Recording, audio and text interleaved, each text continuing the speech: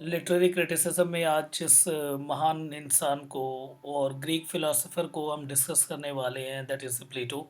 और प्लेटो का नाम तो यहाँ पे कुछ, इसको पहले हम बहुत डीप एनालिसिस करने वाले हैं, तो हर एक फैक्ट समझेंगे, इसमें आपको पूरा बिल्कुल डिटेल में सब कुछ समझ आ जाएगा। पर इसके लिए एक ऑर्डर करना पड़ेगा। देखो कि सिंपल सी बात है, जो प्लेटो जिस टाइम पे थे उस पीरियड को सोक्रेटिस पीरियड बोला जाता है।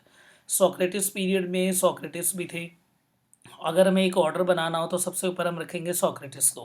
सेक्रेट सोक्रेटिस के जो स्टूडेंट थे वो थे प्लेटो, और प्लेटो का जो स्टूडेंट था वो था एरिस्टोटल। और एरिस्टोटल का अगर हम स्टूडेंट देखें तो कौन? Alexander the great, Sikandar. ठीक है, तो ये ऑर्डर है। आप इसे ऐसे भी कर सकते हो, दैट इज SPA। ठीक है, तो Socrates, Plato and Aristotle.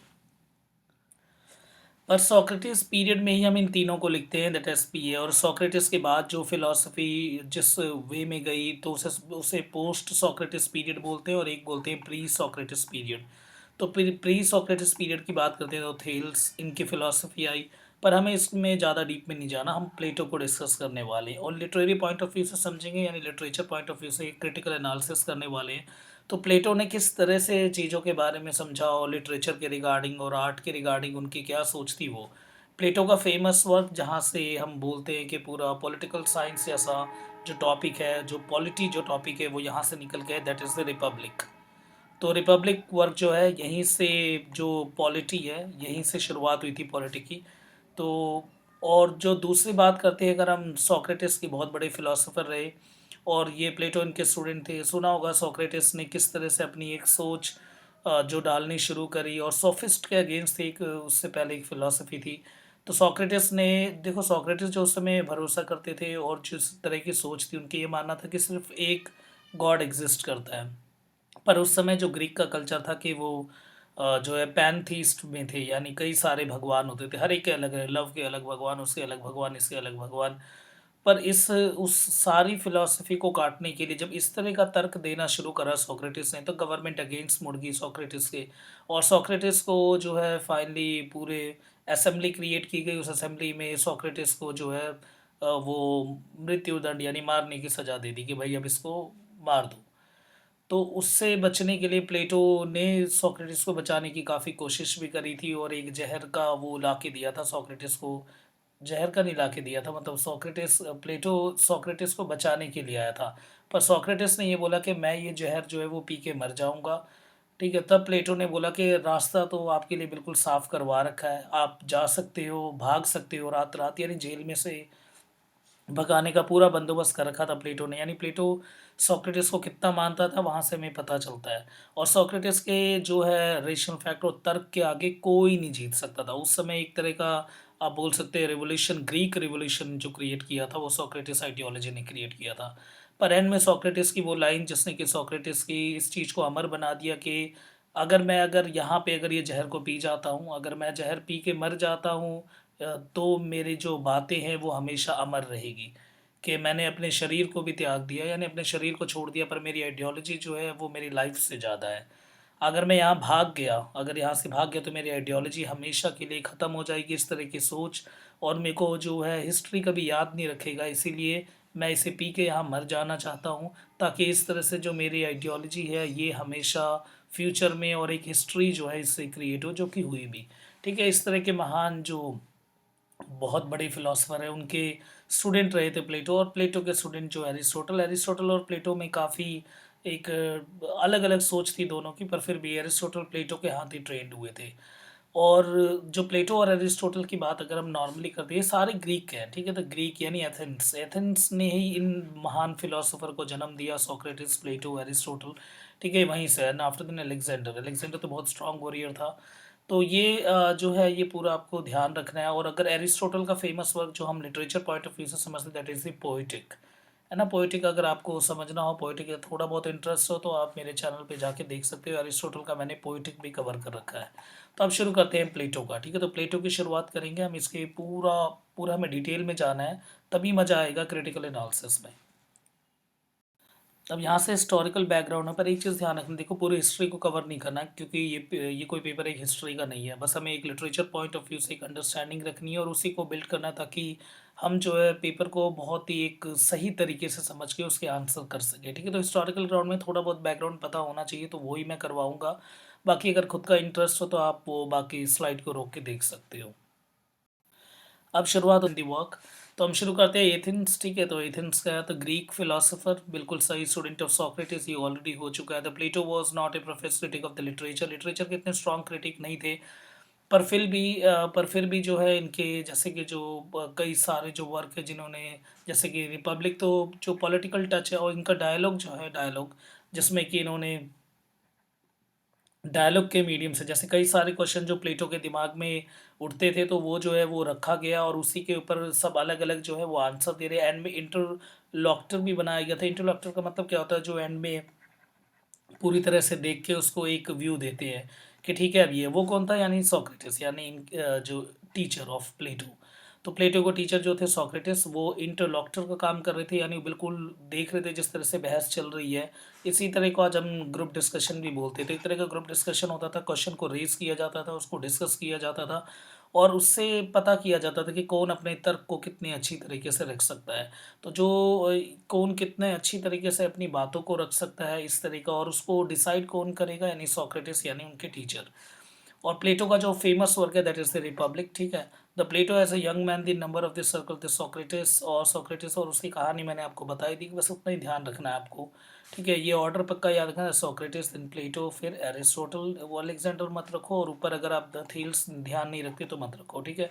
Thales का आइडियोलॉजी हिलियाज्म था, पर हमें नहीं जाना इस पे, ठीक है? हम तो सिर्फ हमें प्लेटो को कवर करना है, वो भी लिटरेरी पॉइंट ऑफ व्यू से। तो after the death of this Socrates, Plato में travel extensively in the Greece, Italy, Egypt, सारी जगह ट्रैवल किया किसने? प्लेटो ने। And the follower of Pythagoras, इस थ्योरम को तो आप जानते हो कि द ग्रेट मैथमेटिशियन अगेन। तो साइंस और उसके किस तरह से कंसेप्ट को रखा, तो उसके बहुत बड़ा फॉलोवर बना कौन? प्लेटो। प्लेटो ने पाइथागोरस को बहुत ज़्यादा उनसे काफ़ी सारी चीज़ें सीखी।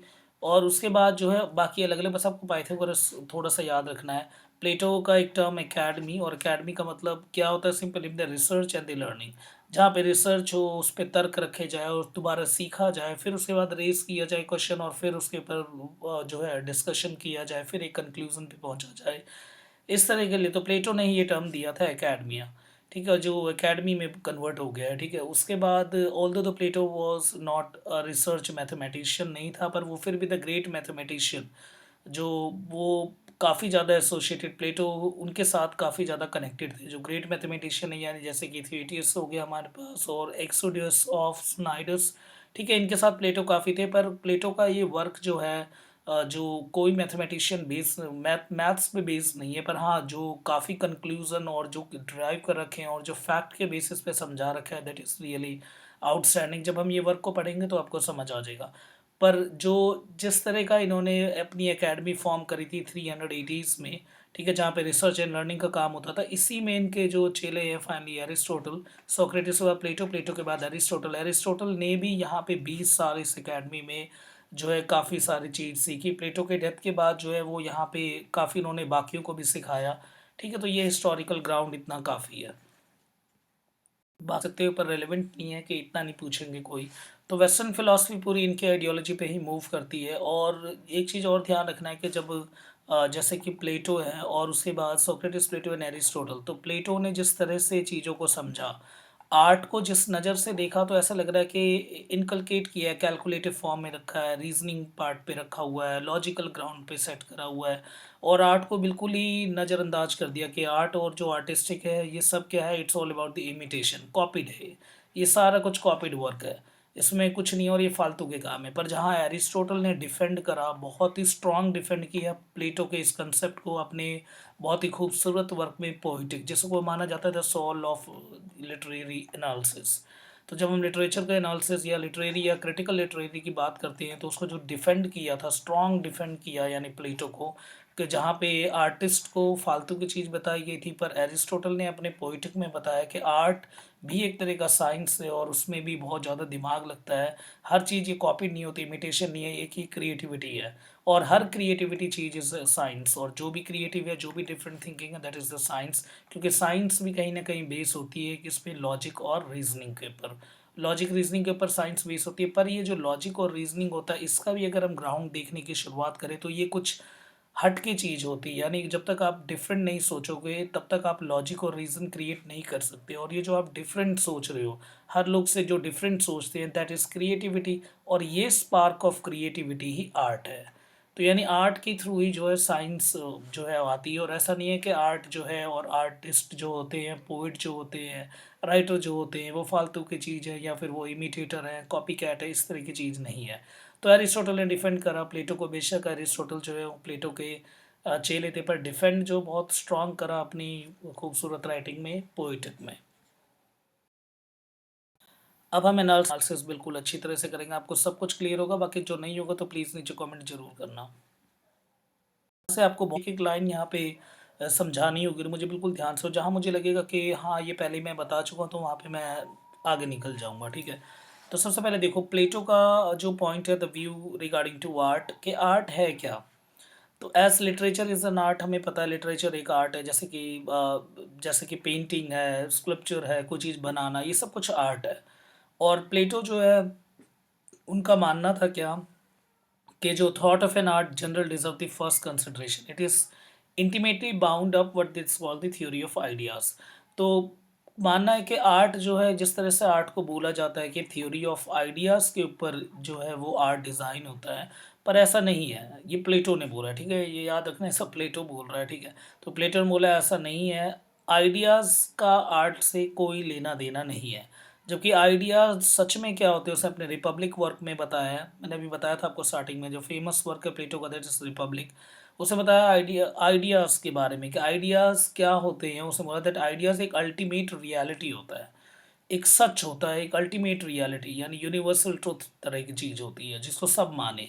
And things are conceived of the idea, और सबसे पहले आइडियाज़ आते हैं, आइडियाज़ के बाद कोई एक चीज़ जन्म लेती है। मीन द हम बोल सकते हैं the practical shape of thing, कोई सामान, चाहे वो चेयर हो। पहले आइडियाज़ आएगा फिर आप चेयर बनाओगे, या पहले आइडियाज़ आएगा फिर आप उस चेयर से कुछ और का आइडिया आया तो आप ट्री, कुछ इस तरह के शेप जो भी है, या कुछ आइडिया है आपने कोई अलग चीज़ बनाई। तो सबसे पहले आइडियाज़ आती है, और उस आइडिया के बाद क्या है, उस चीज़ का प्रैक्टिकल रूप आता है। अ ट्री दस is nothing more than A concrete embodiment of the image in idea. तो पहले जो पेड़ है वो भी सिंपल क्या है, वो भी एक तरह का पहले आइडिया आया, फिर आइडिया के थ्रू जो है वो पेड़ आया। तो the idea of everything therefore its original pattern. तो आइडिया एक ओरिजिनल चीज़ है, बिल्कुल ओरिजिनल, ठीक है, इसमें कोई डुप्लीकेसी और कॉपी नहीं होती। तो यानी आइडियाज़ क्या होते हैं, जो किसी के दिमाग में नहीं आया, दैट इज़ द आइडियाज़। और इस आइडिया से कोई एक पहले प्रैक्टिकल चीज़ जन्म लेती है, कोई थिंग, ठीक है। तो ये इस तरह का कंसेप्ट है। जबकि इस पॉइंट को काट दिया प्लेटो ने कि आइडियाज़ जो है, थ्योरी ऑफ आइडियाज़ जो है, that makes an art. Ideas से आर्ट होता है, इसको काट दिया, क्योंकि आइडियाज़ से आर्ट नहीं होता। आइडियाज़ से एक यूनिवर्सल फैक्ट, यूनिवर्सल ट्रूथ, एक यूनिवर्सल रियलिटी क्रिएट होता है। क्योंकि आइडियाज़ जो होते हैं वो कॉपीड नहीं होते, वो एक बिल्कुल रियल होते हैं, बिल्कुल जिसने कभी सोचा ना हो तो वो आइडियाज़ होंगे। और उस आइडियाज़ से जो चीज़ बनती है पहले प्रैक्टिकल रूप लेती है।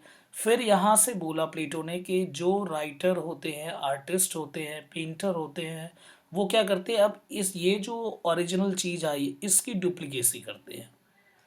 तो इस तरह से आर्ट की को हम मतलब पूरी तरह से आर्ट की वैल्यू गिरा दी।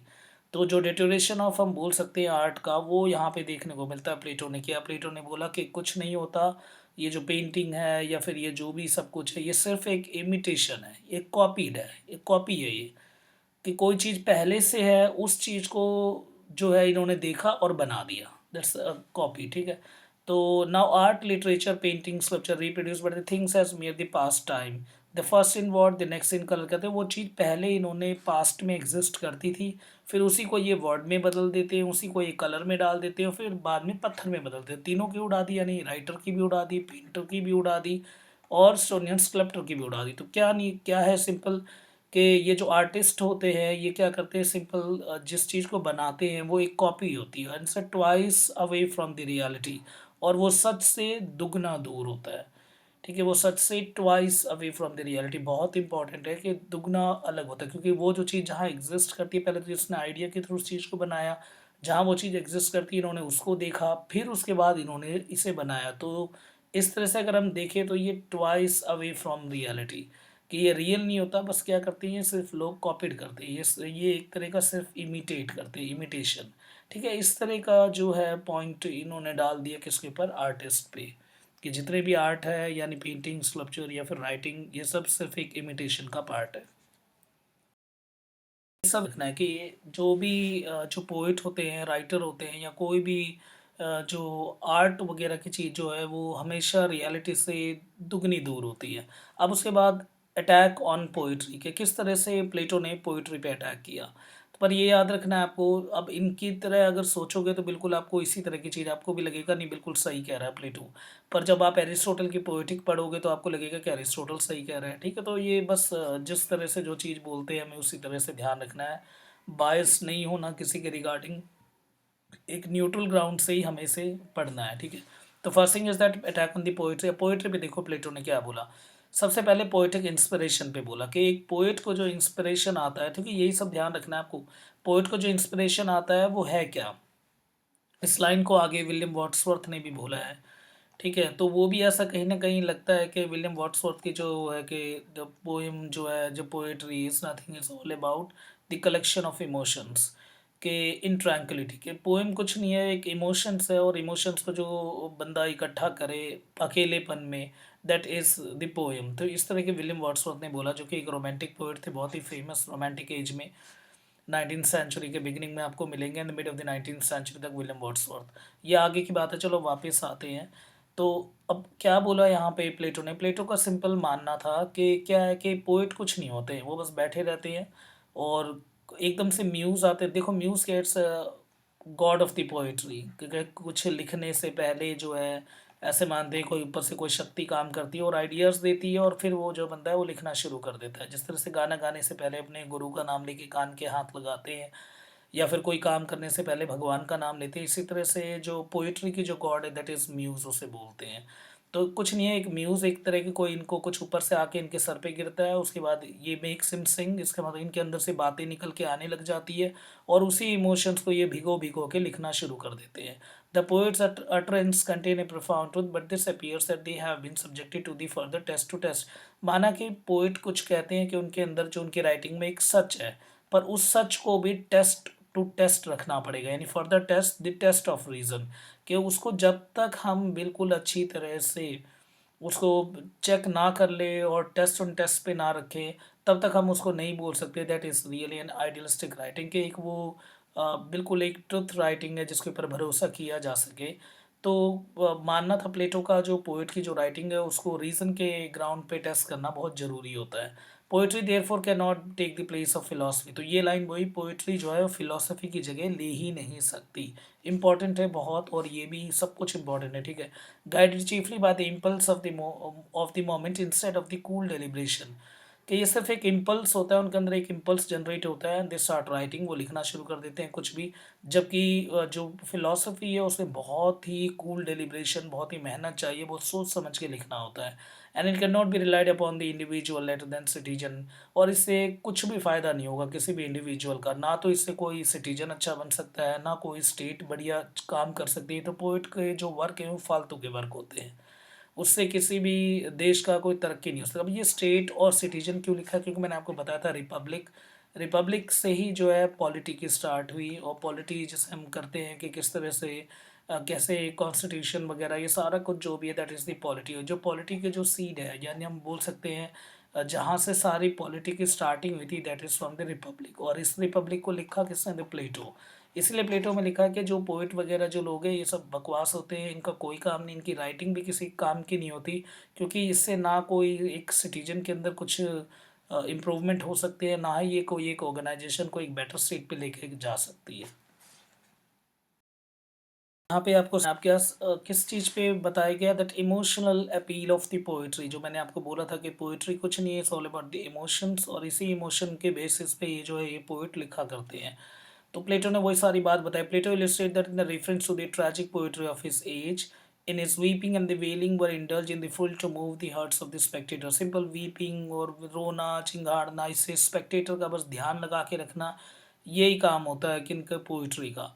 Any complaints in Republic and sense of the pity realize the painful effect and let's low. इससे क्या होता है कि कुछ होना जाना कुछ नहीं है, और इमोरलिटी ऐड होती है, एक नॉन मॉरल कैरेक्टर जो है वो जनरेट करता है ये इंसानों के अंदर। तो इससे कुछ भी भला नहीं होता है किसी भी स्टेट का, ना वहाँ के सिटीजन का। सेम वो वाला है, आपको ध्यान रखना बस थोड़ा सा। इट्स नॉन मॉरल कैरेक्टर, के पोइट्री का से कोई सीख नहीं मिलती, ये कि ये नॉन मॉरल कैरेक्टर है। यानी इसमें नॉन मॉरल भी दिखाया जाता है, या ऐसा कुछ नहीं है कि कोई सीख दी जाती है, ना इसका कोई एक प्रॉपर ग्राउंड होता है कि आपको कोई सीख देनी है, इस तरह का कुछ नहीं होता, बस जो भी मन में है कुछ भी है लिख दो। तो प्लेटो ने इंडिकेट करा पोइट्री में for its lack concern of the morality, की पोइट्री में मोरालिटी नहीं होती, नैतिकता नहीं होती। It reads the both virtue and vice, चाहे कोई दिमाग वाला हो, सही वाला हो, या कोई बेवकूफ़ हो, दोनों को वो एक तरह से ही ट्रीट करती है poetry. It pain the Plato to see the virtue of often coming from the grief. और ये बहुत ही अजीब फील होता है प्लेटो को जब इतने बड़े बड़े जो एपिक्स है जैसे कि होमर और नरेटिव्स और भी कई सारे लिखे गए हैं, इलियड, ठीक है, तो इस तरह के जो वर्क लिखे हैं जैसे ट्रोजन वॉर, ट्रॉय, ये सारे वर्क जो लिखे हुए हैं इस तरह से ग्राउंडेड करेंगे इन वर्क को कि इनसे कुछ भी मिलना जुलना कुछ नहीं है।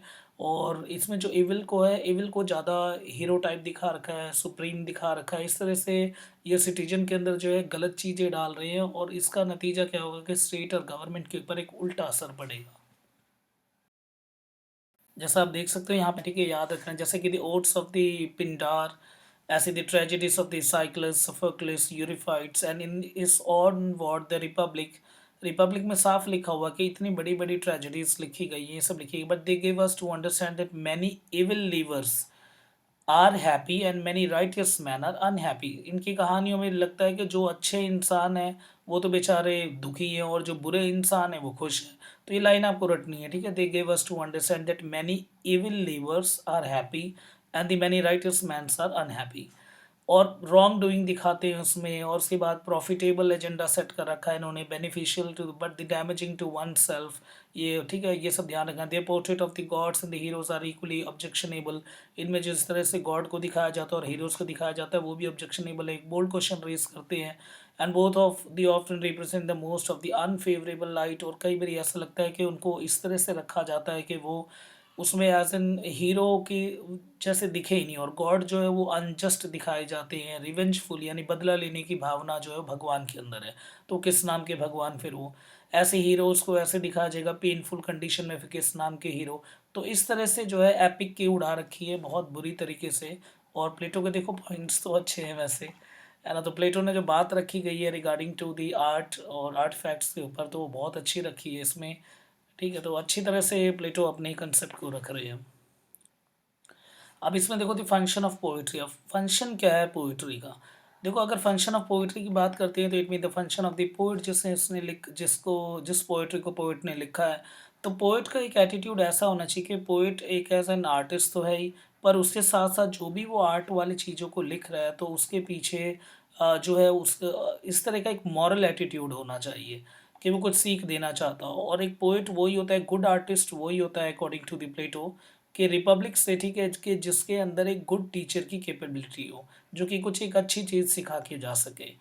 अब देखते हैं, देखो this natural leads Plato to consider the function of the poetry. Function of poetry बता रखी है that he can not concede the truth as of an art and the divorce from the morals, के truth को जो है वो दूर ना रखा जाए, ठीक है। Everywhere therefore it suggest the test for the poetry, poetry को टेस्ट ग्राउंड पे भी रखना बहुत जरूरी होता है। जो लिखा है उसको देखो कि वो वर्च्यू पे स्टैंड कर पा रही है कि नहीं कर पा रही। और इसका मतलब ये नहीं कि प्लेजर, पोएट्री को ज़्यादातर प्लेस ग्राउंड पे सेट किया जाता है कि जिसमें लोगों को मज़ा आए, वो उन्हें पढ़ के अच्छा लगे, इमोशंस ज़्यादा उनके रेज किए जा सके। तो इस तरह से नहीं होना चाहिए। Pleasure even of the highest kind बेशक हो, ranks low in the Plato scale of values. बहुत इंपॉर्टेंट, प्लेटो के जो स्केल ऑफ वैल्यूज़ उसमें प्लेजर की वैल्यू सबसे नीचे है। तो प्लेटो का मानना था एक पोएट को एक अच्छा आर्टिस्ट होने के लिए एक गुड टीचर की तरह काम करना होता है। In famous passage in the Republic में ही बता रखा that we must look for the artist who are able out of the goodness of their own nature of the nature to trace the nature of the beauty and the perfection, and that so our young man like the person that who live in a healthy place may be perpetually influence for the good, ठीक है। तो जो भी है उससे एक अच्छी सीख मिलनी चाहिए। तो इतनी ड्यूटीज अटैच कर रखी है पोइट के ऊपर के और आर्टिस्ट के ऊपर के, कोई भी चीज़ अगर वो आर्ट फैक्ट अगर कुछ भी वो बनाते हैं तो इस तरह का एक मॉरल ग्राउंड होना चाहिए, प्लेजर सीकिंग नहीं होना चाहिए, एज एन गुड टीचर की तरह काम करना है, ये सब। इंपॉर्टेंट है, देखो क्या बोल रखा है, ठीक है। तो इतना ध्यान रखना है कि पोइट्री के रिगार्डिंग क्या बात बोली है। तो एक दो बारी आगे पीछे करके वीडियो जरूर देख लेना, ठीक है। तो अब हम देखते हैं कि ड्रामा के रिगार्डिंग जो है प्लेटो ने क्या बोला है। फर्स्ट थिंग, प्लेटो का जो है कहीं ना कहीं नज़रिया जैसे पोइट्री के रिगार्डिंग था, सेम वैसे ही जो है ड्रामा के रिगार्डिंग भी है। The writing representation of the drama are much as remove from the reality, के उसे रियलिटी से दूर रखा जाता है as a product of the inspiration. ये भी कहीं ना कहीं इंस्पिरेशन का नतीजा होता है, और इमोशनल अपील को ऐड करा जाता है ज़बरदस्ती, और गॉथिक और इस तरह के टेस्ट को भी ऐड किया जाता है। फर्स्ट थिंग देखो क्या बोला, तो यही है, इट्स अपील टू द बेसर इंस्टिंक्ट, ठीक है। तो बेसर इंस्टिंक्ट ये पता होना चाहिए क्या है।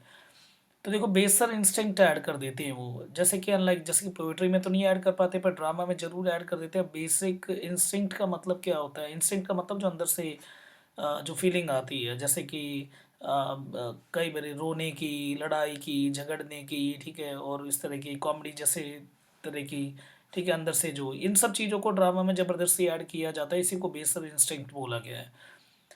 Its approval and the disapproval therefore depends upon the heterogeneous multitude. In order to please them all, सब audience को please करने के लिए the dramatist often introduces what they like, such as the quarrel, लड़ाई दिखा देते हैं ज़बरदस्ती, lamentation जो है चिंगाड़ना विंगाड़ना, ट्रेजेडी में ऐड कर देते हैं, imitation of thunder ऊपर बिजली कड़कवा देंगे, या कई बारी बीस्ट को दिखा देंगे, क्राइज ऑफ बीस्ट, या कॉमेडी के सीन को ऐड कर देंगे।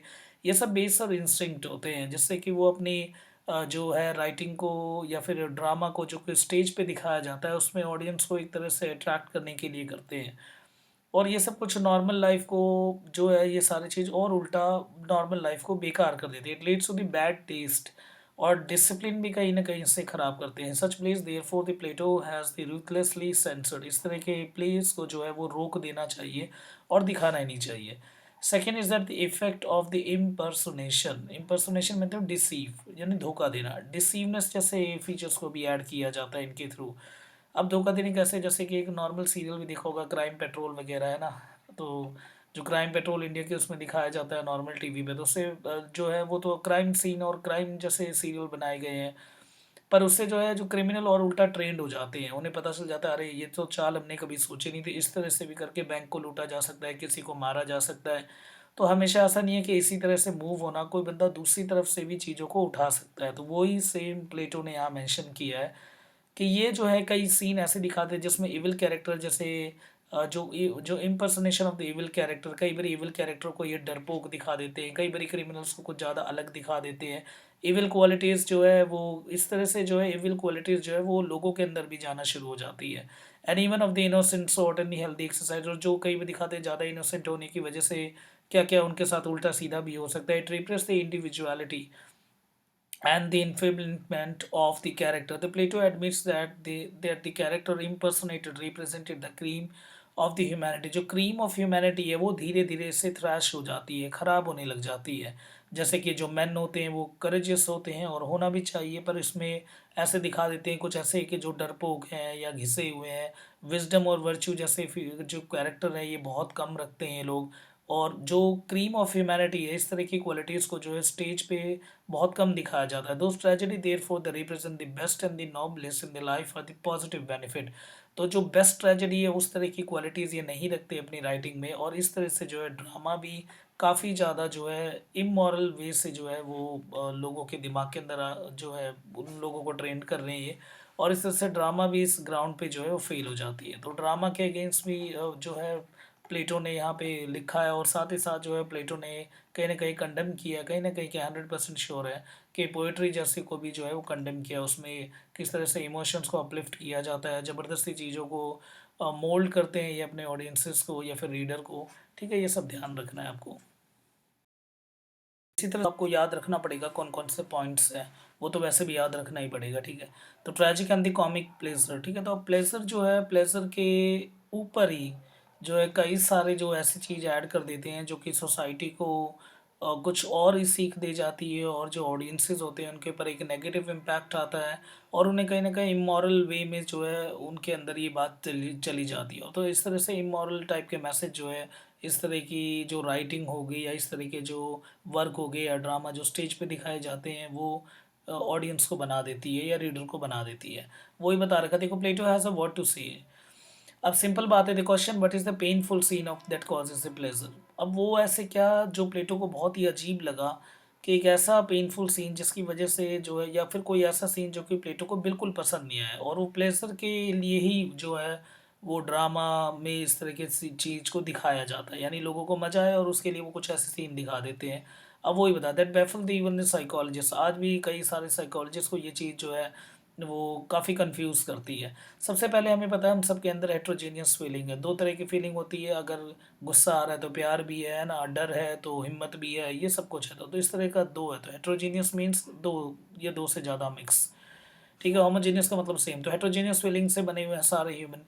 अब इसमें क्या है देखो, तो कॉमेडी को ऐड करने के लिए और प्लेजर सीकिंग के लिए क्या हो जाता है, it pleases a man to lose the temper. तो उसमें क्या सीन दिखाना शुरू कर देते हैं दैट इन कॉमेडी, जैसे कि प्लेटो ने बताया, जैसे सेट्रिकल काइंड सटायर करते हुए बोला है कि सिंपल देखो, नॉर्मल लोगों को हंसी दिलाने के लिए ये दिखाने लग जाते हैं the coward behaving as a brave man. जो डरपोक है उसे दिखा देंगे बहुत हिम्मत दिखा रहा है, तो लोगों को हंसी आने लग जाती है। कभी कभार फूल को वाइज मैन दिखा देते हैं, एक चीट को ऑनेस्ट मैन दिखा देंगे, और इस तरह से इस तरह की चीज़ें जो होती है, जो मेलिशियस इफेक्ट एक बुरा असर डालती है सोसाइटी पे और लोगों के ऊपर, और इस तरह से उनके जो कैरेक्टर है और जो उनके अंदर का जो मॉरल जो स्टैंड है वो भी कहीं ना कहीं डिसॉल्व होना शुरू हो जाता है। तो यही है द वीकनेस, और यही सारी वीकनेस जो है प्लेटो को बिल्कुल लगी रिगार्डिंग टू द ड्रामा, के ड्रामा इस तरह से जो इन पॉइंट पे जो है ड्रामा एज एन फेलियर है। ठीक है, तो ये ध्यान रखना है आपको, दो तीन पॉइंट्स जो है that is regarding to the drama, drama के रिगार्डिंग क्या बात बोली है और पोएम के रिगार्डिंग क्या बात बोली है, दोनों बिल्कुल अच्छी तरह से। मेन क्या करो, बस हेडिंग हेडिंग लिख लो, जो है, और सब हेडिंग्स जो है वो लिख लो, बाकी आपको इतना तो पता ही होगा क्या क्या बात बोली गई है। हमने स्टेज का भी पढ़ लिया कि किस तरह से स्टेज ओरिएंटेशन के रिगार्डिंग और ड्रामा के को किस तरह से करना चाहिए, उसके रूल्स और क्या क्या प्लेटो का मानना था। कोई सा भी ड्रामा एक एज एन एग्जैक्ट और एप्ट ड्रामा कब कंसिडर किया जाएगा, और किस तरह की पोइट्री को जो है वो एन एप्ट पोएम मानी जाएगी जिसमें कि एक मॉरल टच हो। उसके साथ साथ क्या है, जिसको टेस्ट टू टेस्ट ग्राउंड पे रखा जाए। तो ऐसे ही अभी ओरेटरी के ऊपर है, ओरेटरी यानी बोलना, और स्पीकर, जो स्पीकर होते हैं उनके पास भी कई सारे, क्योंकि जिस एज में प्लेटो रहे हैं, और मैंने बोला था स्टार्टिंग में सोक्रेटिस एज है जिसमें कि सोक्रेटिस, प्लेटो, एरिस्टोटल, ये सारा ओरेटरी का ही हिस्सा। इसमें जो फिलोसोफर आते थे बड़े बड़े, वो एक बहुत ही अच्छी सोच होती थी और उनकी, और एक बोलते थे वो, और इससे काफ़ी लोग अट्रैक्ट हो जाते थे और उनके जो उनकी सोच है, उनकी आइडियोलॉजी है, उसको फॉलो करते थे। इसका बेस्ट एग्जांपल है सोक्रेटिस।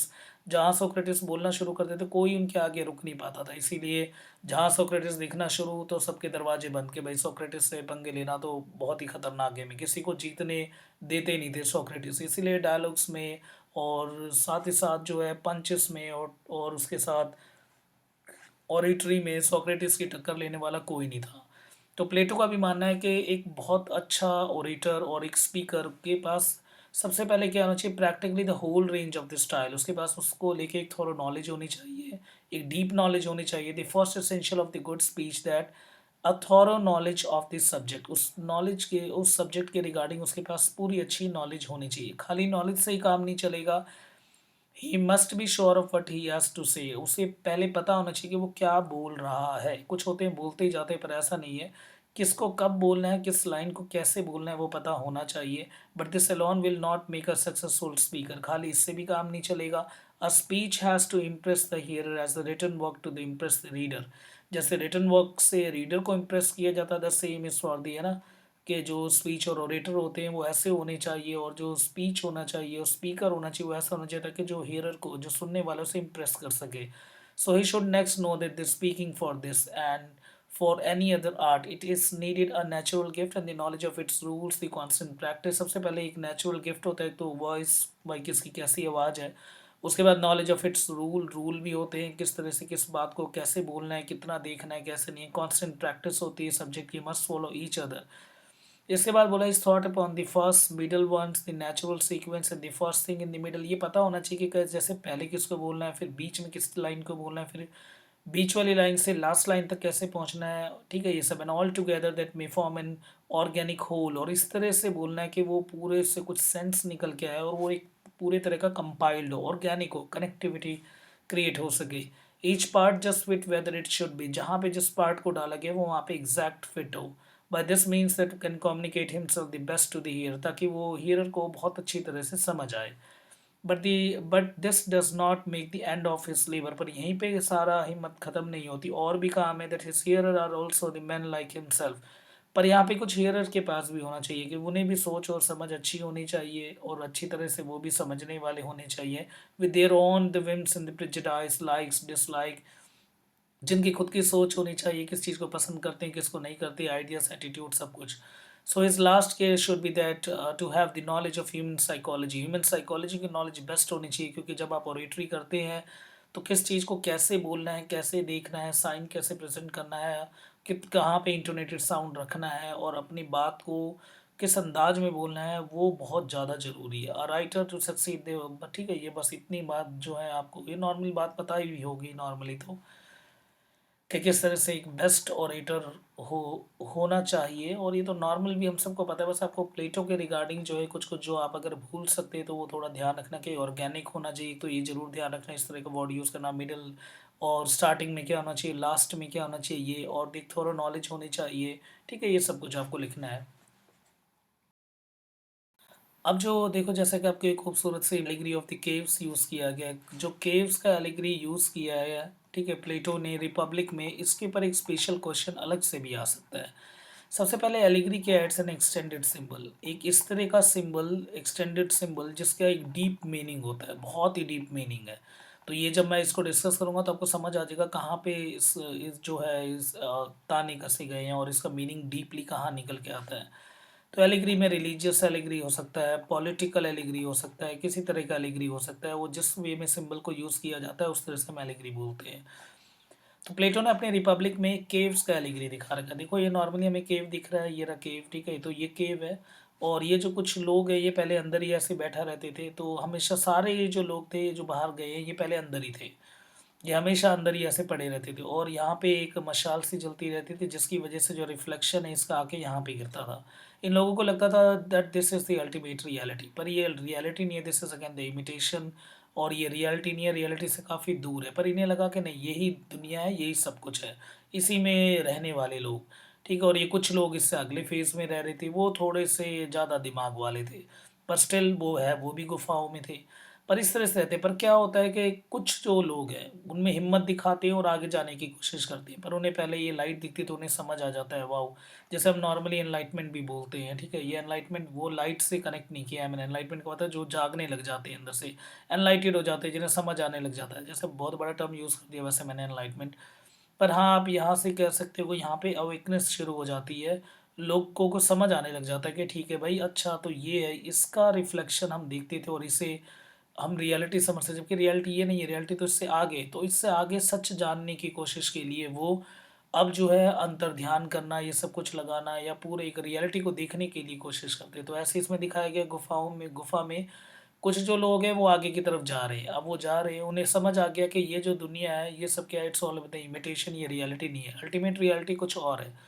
तो वो ऊपर जाने लगे, उन जैसे ऊपर जाने लगे तो उन्हें सूरज की रोशनी मिली। गुफाओं में रहने वाले कभी सूरज की रोशनी बर्दाश्त कर ही नहीं सकते। अब यहाँ इतनी तेज रोशनी आई सूरज की कि अब उसे बर्दाश्त करना बहुत मुश्किल है। ये है, दिस इज़ द रियलिटी, ये अल्टीमेट रियलिटी है। अब दो ऑप्शन निकल के आ गए, या तो मैं वापस गुफाओं के अंदर चला जाऊँ और जैसे बाकी लोग हैं उनके साथ वैसे ही जीने लग जाऊँ, या दूसरा ऑप्शन ये है कि मैं ये जो हार्श लाइट है, एक तरह से जो चुभने वाली जो लाइट है, इतनी तेज पड़ रही, इसको सहते हुए और सच जानने की कोशिश करूं। तो ये कुछ लोग जो है इनमें से वापस चले जाते हैं, पर कुछ जो होते हैं वो सच में ऊपर उठ के आते हैं और रेंगते हैं, क्योंकि गुफाओं में तो रेंग रेंग के रह रहे हैं, ऊपर रेंगते हैं। और फिर जब वो उठ के देखते हैं तब उन्हें दिखता है, wow, this is the real life, mountain, plants, है ना, ट्रीज, बर्ड्स, ठीक है, सन। तब उन्हें समझ आता है दिस इज़ द रियलिटी। और वो रियलिटी अगर ये समझाने के लिए नीचे इन लोगों के पास जाएंगे तो ये लोग उस रियलिटी को समझ ही नहीं पाएंगे, क्योंकि ये सोचेंगे या तो ये पागल है, पागल डिक्लेयर कर देंगे, और इनको इससे कुछ लेना देना नहीं है। तो ऐसे ही कुछ होता है, अल्टीमेट रियलिटी को सहने के लिए सबसे पहले वो आँखें और उतना वो चाहिए कि हम उतनी रोशनी को झेल सकें। उसके बाद हिम्मत चाहिए ताकि रेंग रेंग के खड़े हो सके ऊपर और उसको सच में समझें। पर जो पूरी दुनिया है वो ये गुफा की तरह ही है, जो अंदर ही अंदर लोग ऐसे ही, हम सिर्फ एक रिफ्लेक्टेड वर्ल्ड देखते हैं। हम में से कुछ ऐसे हैं जो कि इस आग तक पहुँचे हैं, और कुछ ऐसे हैं जो कि ऊपर जाके इस दुनिया को बेहतर समझ चुके हैं, पर उनकी भाषा अब हमें समझ नहीं आती। तो प्लेटो कहीं ना कहीं अपने आप को इस जगह पे रख के बता रहे हैं कि उन्हें वो जो रियलिटी है वो पता है, और भी कई बड़े-बड़े फिलोसोफर हैं और बड़े-बड़े लोग हैं जो अल्टीमेट रियलिटी को जानते हैं। पर हम जो लोग हैं इन गुफ़ाओं के अंदर ही बिल्कुल अंदर सिमट चुके हैं, और हम इन सब चीज़ों को जानना ही नहीं चाहते, क्योंकि हमें लगता है ये पूरी लाइफ़ हमारी बस यहीं तक है। ठीक है? This is an excellent example of कि लाइफ़ और एक अल्टीमेट ट्रुथ, और इसके साथ-साथ हम ये बोल सकते हैं किस तरह से हम एक इमिटेटिव वर्ल्ड में जी रहे हैं और रियलिटी जो है वो काफ़ी दूर है। तो केव के एग्जाम्पल से परफेक्ट एलिगरी क्रिएट करते हुए प्लेटो ने रखा कि अल्टीमेट रियलिटी क्या चीज़ होती है। ठीक है? उसके बारे में एक बहुत ही परफेक्ट एलिगरी यूज़ किया। अब यहाँ से की पॉइंट्स के, तो इसलिए की पॉइंट्स को जल्दी फटाफट देखते हैं। बस आपको 2, 4, 5 बातें याद रखनी है, ठीक है? और ज़्यादा ऐसा कुछ नहीं है। अब यहाँ से की पॉइंट्स आते हो जो जो अगर आपको सही लगे तो आप लिख के आ सकते हो। ये this is the year BC, ठीक है? The 427 348 BC, not important. Most celebrated disciple of the Socrates बताइए आपको। The place taken the philosophy oratory बताइए। द चीफ प्रीस्ट कौन थे? फिलोसोफर उस टाइम पीरियड के कौन थे? जैसे एम्फिडोक्लस, परमेंडियस। इससे आपको क्या लेना देना? The national character, the standard of the social and the decline. The philosopher discuss the great variety of the matter. ये जो फिलोसोफर क्या करते थे डिस्कस, वो है द सोक्रेटिस जो थे वो डिस्पैशनेट थी। क्वेस्ट फॉर ट्रुथ उनकी अच्छी थी, इसीलिए उन्होंने काफ़ी चीज़ को चैलेंज पे रखा। इसी वजह से सोक्रेटिस की जो है वो बात उछल के आ गई उनके डेथ के रिगार्डिंग एंड द प्रीवियस, और ये सब नॉर्मल सी बात है। देखो, इसलिए मैं जल्दी आपको स्टार्टिंग में मैंने बोला था जो जो चीज़ मैंने ऑलरेडी पढ़ा रखी है या बता दिया उसको दोबारा बता के फ़ायदा नहीं है, वो काफ़ी वीडियो वैसे ही लंबी चली जाएगी। अब देखो प्लेटो के बारे में, क्योंकि इस अ critic of the literature, normal है ना, पता है डायलॉग और डायलॉग्स के जो इनकी राइटिंग है वो ये फिलोसफिकल इन्वेस्टिगेशन है, किस तरह से एक रियलिटी तक पहुंचना। क्वेश्चन आंसर उसमें बताया गया। इनको इंटरलॉक्टर कौन थे ये भी मैंने आपको बता दिया उसमें। ठीक है? तो एम क्या था कि masters teacher, the master teaching है to the learn man of all the ages, कि वो एक तरह से मास्टरी गेन कर सके, कंसेप्ट को ज़्यादा अच्छी तरह से समझ सके। अदर वर्क अगर प्लेटो के करना है तो इयन, उसके साथ क्राइटलस, उसके साथ प्रोटोक्योरस, उसके बाद जॉर्जियस, सिम्प्टोमस, रिपब्लिक, फीडरस, लियस, लॉ। और नहीं याद होता तो रिपब्लिक याद रखना, एक तो फीडरस याद रखना, लॉस याद रखना और इयन याद रखना। ठीक है? ये याद रख सकते हो आप। अब व्यू पहले ही समझ लिया। ठीक है? तो व्यू रिगार्डिंग टू आर्ट देखना, पेंटिंग, स्कल्पचर और art. Theory of ideas, ideas एक रियलिटी होते हैं। ये बाकी मैं आपको नॉर्मली बता चुका हूँ। ठीक है? इमिटेशन किस तरह से है, तो प्लेटो ने कंडेम किया that art in capacity to get the root of the thing being concern with only the semblance of the twice remove from the reality. This is the real line. इसको अगर याद कर सकते हो तो अच्छी बात है, याद नहीं होता तो आपको लिखना है आर्ट जो है वो ट्वाइस अवे है फ्रॉम द रियलिटी। ठीक है? ये बहुत इंपॉर्टेंट है, मैंने मैं बता भी चुका हूँ आपको। है तो नॉर्मल सी बात है कि प्लेटो ने किस तरह से कंडेम किया पोइट्री को, इंस्पिरेशन को भी, इमोशनल अपील बताया और नॉन मॉरल कैरेक्टर बताया। तो ऑलरेडी हम गो थ्रू हो चुके हैं इन सब बातों के ऊपर। ये रहे हो तो यहाँ से कुछ पॉइंट्स उठा लेना और या गो थ्रू हो जाना एक बारी, ताकि आपको पता चल जाए कि हाँ ठीक है। पोइट्री बताया एक इंस्पिरेशन है, पिक्चर ऑफ लाइफ को बता रखा है, that hold the reason of the prisoner. Emotion के ऊपर चलती है, emotion can not be safe guide to the reason. Emotion safe नहीं माने जाते रीजन के लिए। Emotion consider everything that coolly, और वही सब बातें हैं। ठीक है? नॉर्मली तो इसे ध्यान रखना आप। नॉन बस इसलिए मैं बार बार ही बता रहा हूँ आपको, बस इस स्लाइड को रोको और जो जो आपको लग रहा है कुछ कुछ लाइंस अगर आप भूल रहे हो उधर, या फिर उधर नहीं समझ आया, तो इधर भी आप देख सकते हो। अब वो भी सेम ही लिखो, कमेंट्स में देखो पता चल गया और आपको समझ आ गया कि यही सब चीज़ मेन है और यही सब आपको लिख के आना है, और जो जो टर्म्स है उसमें वही करना है। इसके अलावा आपको के पास कोई भी क्वेश्चन इधर से उधर कोई सा भी नहीं जाएगा। ये वाली पीछे आगे एक बार देख लेना। द सेम इज, ये जो हेडिंग है यही इंपॉर्टेंट है। जैसे ये याद रहेगा, अंदर का मटेरियल आपको तो समझ होगा ही कि क्या लिखना है वहाँ पे। And this is the observation हम कर चुके हैं ऑलरेडी। स्लाइड में डिफिनेशन की क्या वैल्यू है, बस इसको तो हमने आगे भी डिस्कस कर रखा है। बाकी अगर आपको यहाँ लैंग्वेज अगर सही हो तो आप यहाँ पे पढ़ लेना। वही सब बातें हैं कि एक बेस्ट वे होता है किसी चीज़ को करने के लिए, अप्रूवल और डिसअप्रूवल, मॉरल और नॉन मॉरल को समझने के लिए, और एक इमोशनल अपील, और किसी चीज़ को और बहुत अच्छी तरह से क्लैरिटी मेंटेन करने के लिए।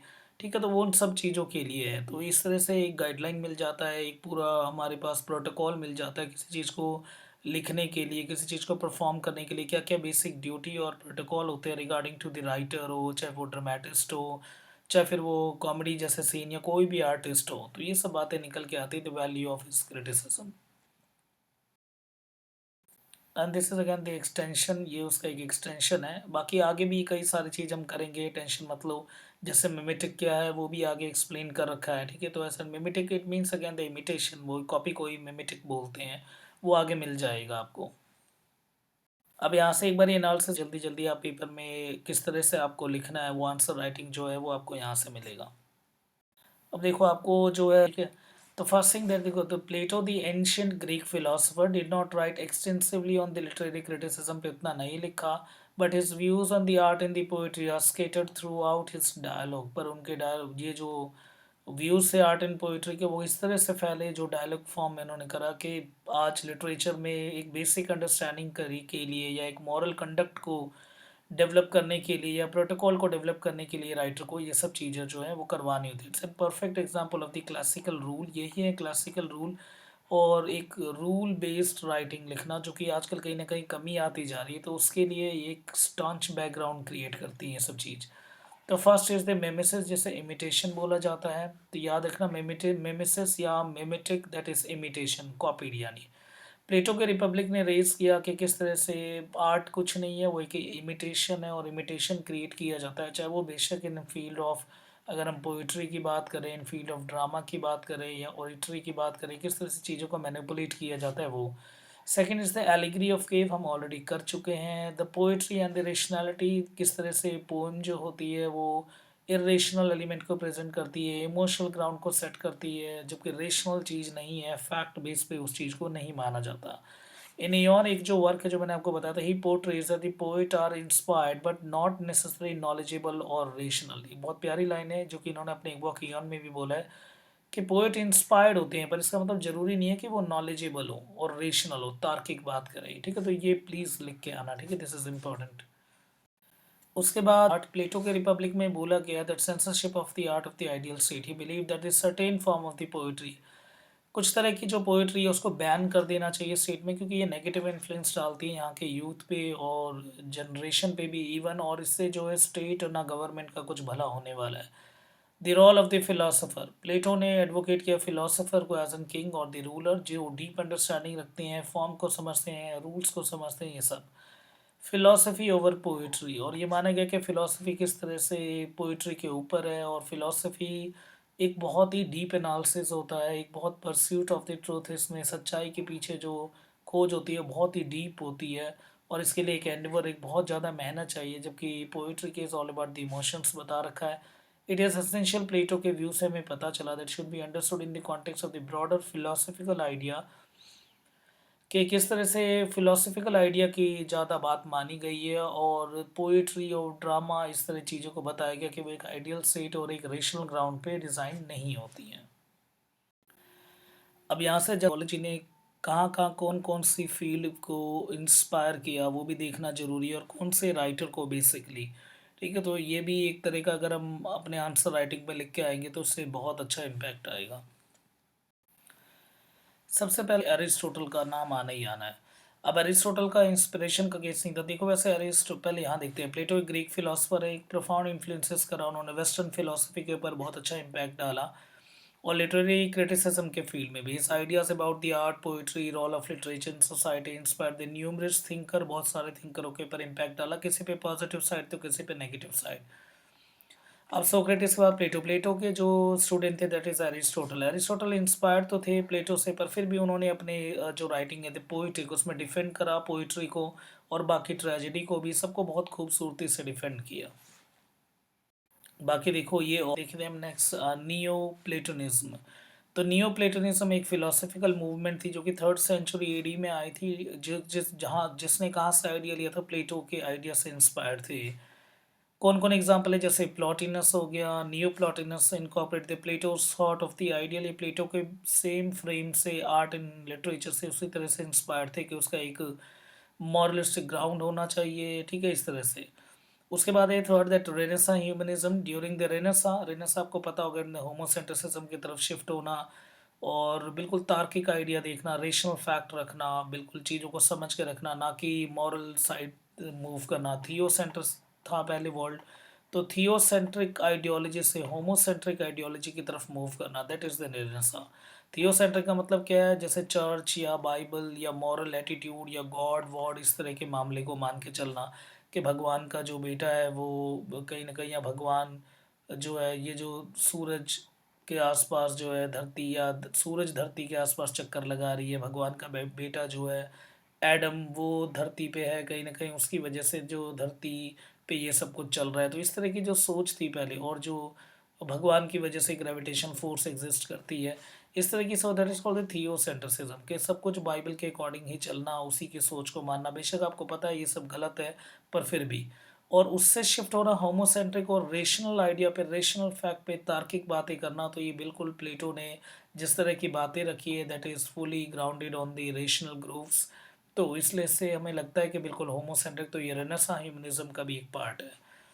आगे रोमानिसिज्म, रोमानिसिज्म का मतलब जैसे सिंपली एनलाइटमेंट बोलते हैं, तो एनलाइटमेंट का भी पार्ट है कि थिंकर्स कितने डीपली एनालाइज करते हैं, चीज़ों को समझते हैं, उसके हर पॉइंट की तरफ मूव होते हैं। तो ये रोमानिसिज्म का भी है। रेनेसा और ह्यूमैनिज्म का, जिसे हम होमोसेंट्रिसिज्म भी बोलते हैं, और नियो प्लेटोनिज्म का भी पार्ट है।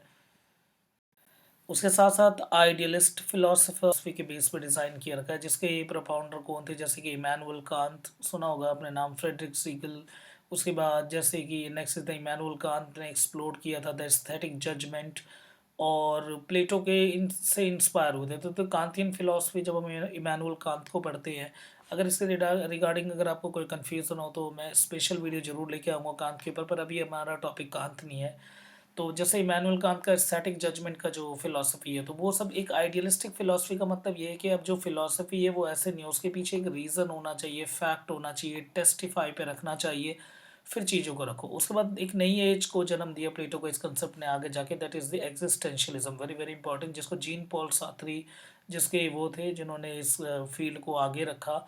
The existential aspect of the plateaus philosophy से इंस्पायर थे, जिसका मानना है that individual experience of existence and the freedom, while not directly focused on the literary criticism and influence the existential interpretation of the literature। existentialism concept पे था, जो कि experience पे based होती है, कि हमने लाइफ में क्या देखा, क्या सीखा, that is again that experience, और एक्सपीरियंस इस चीज़ को एग्जिस्टेंशियलिज्म को मूव करवाती है।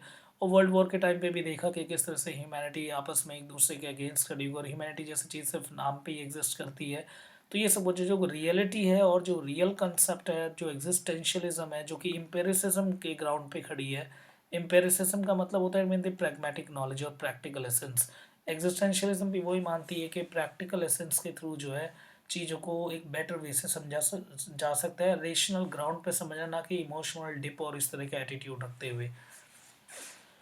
और उसके बाद है कि कंटेम्प्रेरी लिटरेरी क्रिटिक, आज भी कई सारे लिटरेरी क्रिटिक ऐसे हैं जो कि बिल्कुल सही सोचते हैं, मॉरल और सोशल इम्पैक्ट देखते हैं लिटरेचर का, कि लिटरेचर का मतलब ये नहीं है कि वो प्लेजर अवेक करे या फिर इमोशन को सिर्फ प्रेजेंट करे, ये इतना नहीं है। जबकि इसका और भी काम है कि कोई भी पीस ऑफ जो राइटिंग होती है उसका एक ग्राउंड होता है, उसका एक कहीं ना कहीं एक ये है कि उससे बाकियों को क्या सीख मिलती है, किस तरह से अपनी बातों को पहुंचाना होता है। तो आज के कंटेम्प्रेरी लिटरेरी क्रिटिक के लिए भी प्लेटो का ये जो कंसेप्ट है रिपब्लिक का, और लिटरेरी क्रिटिकल पार्ट और लिटरेरी क्रिटिसिज्म, दैट इज, ठीक है, वो बहुत ज़रूरी है, दैट इज़ सो मच, हम बोल सकते हैं नेसेसरी, ठीक है, फॉर द मॉडर्न राइटर। तो मॉडर्न राइटर के लिए इतना ज़्यादा ज़रूरी है ये सब चीज़ें, कि कंटेम्प्रेरी जो लिटरेरी अगर आप के सिलेबस में आएगा, तो वहाँ देखना आप प्लेटो का कितना ज़्यादा इम्पैक्ट पड़ रखा है उनके ऊपर, और किस तरह से वो इंस्पायर्ड है, बातों को कहाँ कहाँ से निकाल निकाल के लेके आ रहे हैं। ये है भाई, खुद ये वर्क क्रिटिकल है, तो critical analysis of literary criticism, ठीक है, उसका एक बार देखना है, एक पर्सपेक्टिव, इसके बाद एंड हो जाएगा, ठीक है, ज़्यादा इससे आगे हमें नहीं जाना। तो प्लेटो के आइडियोलॉजी है, इसको रिपब्लिक वर्क में दिखाएगा, the Plato influence on the philosophy and the literature, दोनों से वो कहीं ना कहीं इन्फ्लुएंस थे, पर उनका एक अपना अलग ही एक सोच था, एक क्रिटिकल पर्सपेक्टिव था। Censorship and the repression, one of the most significant significant criticism of the plateaus literary ideology, के उनका ये मानना था दैट सेंसरशिप और आर्टिस्टिक एक्सप्रेशन को रोक देना, क्योंकि इस तरह की चीज़ जो है वो लोगों को एक आइडियल स्टेट नहीं देती, ठीक है, ये सब हम कर चुके हैं। मिसट्रस्ट ऑफ द इमिटेशन, प्लेटो का मानना था this all about the imitation, ये सब मिसेस है। आर्टिस्टिक प्रेजेंटेशन होता है वो कुछ नहीं होता है, एक इमिटेशन होता है। नहीं तो ये जो लोग क्या करते हैं, एक रियल चीज़ को नहीं लेके आते, जो चीज़ पहले से एग्जिस्ट करती है बस उसी को ये बना देते हैं। चाहे वो चेयर का एग्जांपल हो, चेयर है तो चेयर को डिज़ाइन कर पहले एक जो है चेयर को किसी ने देखा होगा, फिर चेयर वाले ने उस चेयर को बनाया होगा, फिर उस चेयर को जो है ये नॉर्मल जो है पेंट करते हैं। तो ये ट्वाइस अवे हो गया रियलिटी से। पहले तो जिसने चेयर को देखा तो चेयर कहीं एग्जिस्ट करती है, तो एक तो वो हो गई रियलिटी। उसके बाद सेकंड थिंग उसने उसे बनाया, सेकंड रियलिटी। थर्ड क्या है, अब ये उसको बना रहे हैं। ठीक है, तो इस तरह से twice away from the reality है, तो एक मिसट्रस्ट ऑफ इमिटेशन हो गया ये। बाकी जो चाहिए एस्थेटिक डायमेंशन दिखाओ तो इमोशनल ग्राउंड मत सेट करो। उसके बाद नैरो कंसेप्शन ऑफ एजुकेशन के प्लेटो का इम्फेसिस था कि लिटरेचर के बारे में कि इसमें एजुकेशन या कुछ सिखाने का कुछ नहीं होता, बस एक तरह का लिटरेरी फॉर्म होता है जिसको कोई प्लेजर के लिए क्रिएट किया जाता है। इसके बाद है failure to recognize the complexity of, ठीक है, तो इसमें कम्प्लेक्सिटीज़ को रिजॉल्व नहीं किया जा सकता पोइट्री के थ्रू, क्योंकि इससे कुछ बेहतर एक चीज़ नहीं मिलती है, एक अंडरस्टैंडिंग डेवलप नहीं होती, एक रेशनल एटीट्यूड डेवलप नहीं होता जिसके थ्रू एज एन हम टूल की तरह यूज़ करके हम आगे किसी प्रॉब्लम को अपनी लाइफ से सॉल्व कर सकें। बाकी ये नॉर्मल अच्छी तरह से बेहतर तरीके से नहीं दिखाया जाता, ज़बरदस्ती चीज़ों को ऐड किया जाता है, मैनिपुलेट किया जाता है। स्टैटिक व्यू है ये कि कोई ऐसा नहीं है कि हम इसमें कुछ एक नई चीज़ सीखने वाले हैं, कुछ अलग है, बस एक स्टैटिक वे से चीज़ों को प्रेजेंट किया जाता है। उसमें कोई भी एक ऐसी बात नहीं होती कि जिसमें क्रिएटिविटी का सेंस हो, कुछ हट के हो। ठीक है, तो बस ये है। तो ये आपका था क्रिटिकल एनालिसिस। ये पार्ट हमने कवर किया that's a Plato. First part नहीं है, प्लेटो है नॉर्मली। वैसे literary criticism Plato, Aristotle, Longinus बहुत सब है, तो प्लेटो का यहाँ पे ख़त्म हो गया। और नीचे ज़रूर कमेंट करना कि आपको जो नेक्स्ट वीडियो है वो, या हमें नेक्स्ट वीडियो और आगे बनानी चाहिए कि नहीं, कि जो समझा जो पढ़ाया है मैंने वो आपको बिल्कुल अच्छी तरह से समझ आया। और अगर इसके रिगार्डिंग कुछ भी कमेंट्स हो, और बाकी अपने रिव्यू ज़रूर प्लेस करना कि भाई किस तरह से आपको ये चीज़ लगी, और मतलब कैसा लगा आपको ये वर्क। ठीक है, ये बताना है नॉर्मली एंड में। बाकी देख लो, ये मेरी ईमेल आईडी है, ठीक है, यहाँ से आप कुछ भेज सकते हो मुझे नॉर्मली। और उसके बाद ये टेलीग्राम है, यहाँ टेलीग्राम पे आप ज्वाइन कर सकते हो चैनल को। ये फेसबुक आईडी अगर मुझे देखना चाहते हो, व्हाट्सअप नंबर है अगर कोई एक स्पेशल रिक्वेस्ट लेके आना चाहते हो। ठीक है, थैंक यू सभी को। और सबसे अच्छी बात यह है कि आपके कमेंट्स आते हैं और जो कि बहुत मुझे पसंद आते हैं। ठीक है, तो बाकी इसके रिगार्डिंग यार ज़रूर कमेंट करना है। ठीक है, नीचे बताना मुझे कि कैसी लगी आपको ये वीडियो। ठीक है, ओके बाय।